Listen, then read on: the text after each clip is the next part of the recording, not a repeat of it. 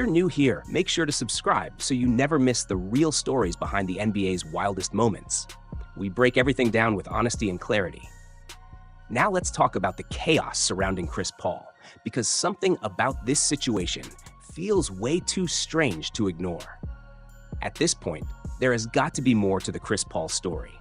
Nobody, and I mean nobody, wakes up at 3 a.m. on a random Tuesday and decides to send home the greatest player in franchise history. This isn't some role player. This isn't a trade filler.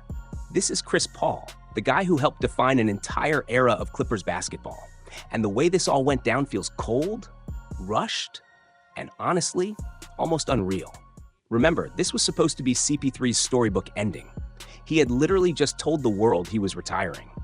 Fans thought this was the final chapter, the moment the Clippers would honor the man who changed everything for their franchise. Instead, he gets a call in the middle of the night, thousands of miles away, being told he's no longer part of the team. That's not just unusual, that's alarming. Reports finally started coming out, but even with all the statements and the PR talk, the Clippers still seem like they're hiding something.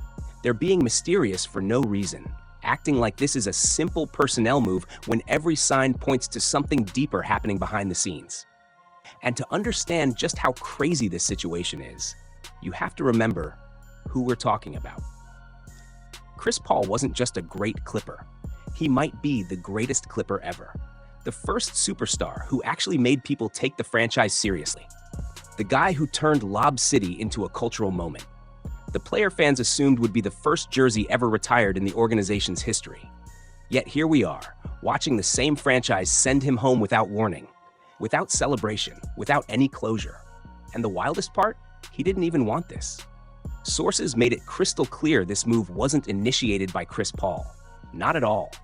Just days before everything blew up, CP3 posted on Instagram talking about how proud he was of what he accomplished in LA.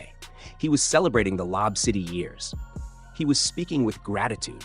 Nothing, absolutely nothing, suggested he wanted out.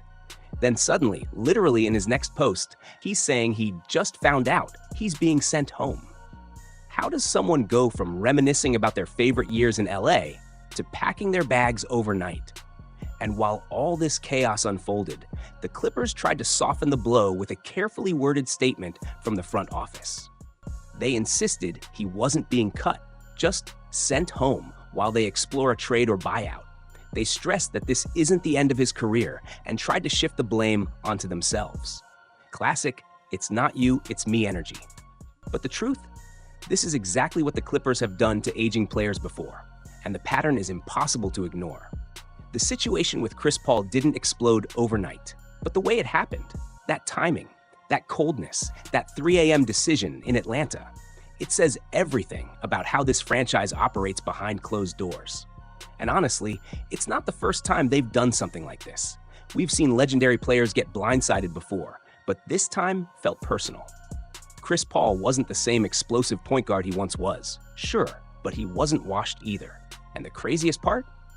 Just last season, he did something incredible for a veteran his age. He played and started all 82 games. For a 39-year-old floor general, that's unheard of. It could have been the perfect ending, the kind of farewell that players dream about. A full season, no injuries, complete durability, a victory lap. But instead of celebrating that, this year the tone changed instantly. From day one, it felt different. The new system didn't include him. The spacing was different, the tempo was different, and before anyone could blink, he wasn't even starting. Not because of injuries, because the coach simply didn't want him on the floor. By the 9th game of the season, they weren't even trying to hide it. Chris Paul was getting straight DNPs, perfectly healthy, perfectly available, just not playing. That's the kind of situation that eats at a veteran's pride, especially a Hall of Fame point guard who built his entire career on leadership, toughness, and consistency. And that's when the weird signs started. First came that cryptic Instagram post, the one that felt like a goodbye without actually saying goodbye. Grateful for this last one. Fans thought he was announcing a retirement tour, but he never addressed it again. No interviews, no clarification, total silence. For someone as vocal and straightforward as Chris Paul, that silence was loud. Then last week, another post appeared, A definition of the word leeway. It hit the internet like a bomb. People started asking, was he talking about coaching decisions? Was he calling out the organization? Or was it a shot at the star players who get unlimited control? But when you look at the timeline, the answer is clear. The moment the coach decided to bench him while healthy, things broke. The respect, the trust, the communication, all gone. And Chris Paul? He finally had enough. Before we dive in, make sure you're subscribed. We break down the real stories the NBA media won't tell you, and you don't want to miss a moment of this. The fallout between Chris Paul and the coaching staff wasn't subtle. It was downright explosive. Reports surfaced that CP3 and the coach hadn't spoken for weeks. That's right, weeks. Yet, he remained communicative with the rest of the organization, showing professionalism even while navigating this chaotic environment. But let's not forget, this is a team that's struggling mightily, sitting at a miserable 5-16 record. And Chris Paul, a 12-time All-Star, wasn't holding back. He was vocal, holding management, coaches, and even teammates accountable for what was happening on the floor. You can imagine how much fun that must have been for the front office. Now, Chris Paul has always been one of the more demanding figures in the league. That's part of why he's so effective, but also why he's difficult to manage. His career is filled with stories of clashes with teammates, from Blake Griffin to DeAndre Jordan to James Harden, all stars who had to navigate his intense, perfectionist expectations. Media accounts over the years only confirm it. Reporters called him incredibly demanding and unforgiving of mistakes, brutal and overbearing, high maintenance and exhausting. One podcaster even described it as, "Chris just rides guys endlessly and is not easy." And let's be real, even someone as chill and beloved as DeAndre Jordan wanted out of the Clippers, citing Chris Paul as a major reason. The front office tried to downplay the situation. Lawrence Frank, a top executive, told the media there wasn't a single incident that led to Chris being sent home. But that explanation doesn't hold water. The timing tells the story. This mysterious split happened just hours after the Clippers suffered a humiliating defeat in Miami. The Heat went on a 32-0 run, while Norm Powell, a player they had barely considered, dropped 30 points. You can bet that Chris Paul, the team's leader, the one with an uncompromising competitive edge, had something to say in that moment. And perhaps the front office finally decided, enough. It's the classic CP3 scenario. He pushes people to perform, he challenges everyone around him, and if that shakes up a team already struggling, well, that's exactly what happened. From the bench, in the middle of a disastrous season, he was making his presence felt.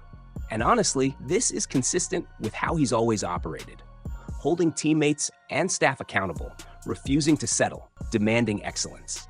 So why else would a franchise make such a drastic decision at 3 a.m., over 2,000 miles from home, with no public incident cited? The answer seems obvious. Despite the drama, the Clippers are taking heat for their decision. Fans are outraged, analysts are stunned, and the NBA world is buzzing. The team is struggling in every way, expected to contend, yet facing a massive wall of aging stars, all hitting their limits simultaneously. They're second to last in the West, with draft implications tied to Oklahoma City. Some think trading James Harden could change things. It won't. The current plan is patience, waiting until 2027 when Kawhi Leonard and Harden are off the books and the franchise can attempt a new generational pivot. Until then, miserable years for Clippers fans. But it's not all doom and gloom. On the bright side, the breakout story of the season is Denny Odia, a player on one of the league's cheapest contracts, initially considered a role player, has emerged as the team's most impactful performer. Suddenly, he's leading the charge, pushing for a playoff position in the stacked Western Conference. It's the kind of unexpected hero story that reminds us, even in a cursed season for a team, talent and heart find a way to shine. Chris Paul's saga, the team's collapse, the internal chaos, it's a perfect storm of drama, disappointment, and intrigue. And through it all, one truth stands out. The Clippers' story this season is far from over, and every twist only makes the next chapter more explosive.